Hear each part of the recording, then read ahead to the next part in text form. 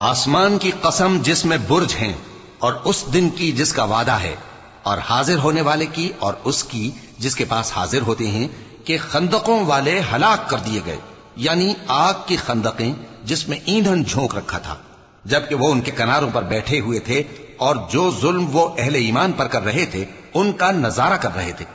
اور ان کو مومنوں کی یہی بات بری لگتی تھی کہ وہ اللہ پر ایمان لائے تھے جو غالب ہے، سب خوبیوں والا ہے، جس کی آسمانوں اور زمین میں بادشاہی ہے، اور اللہ ہر چیز سے واقف ہے۔ ان لوگوں نے مومن مردوں اور مومن عورتوں کو تکلیفیں دیں اور توبہ نہ کی، ان کو دوزخ کا اور عذاب بھی ہوگا اور جلنے کا عذاب بھی، اور جو لوگ ایمان لائے اور نیک کام کرتے رہے ان کے لیے باغات ہیں جن کے نیچے نہریں بہ رہی ہیں، یہی بڑی کامیابی ہے۔ بے شک تمہارے پروردگار کی پکڑ بہت سخت ہے،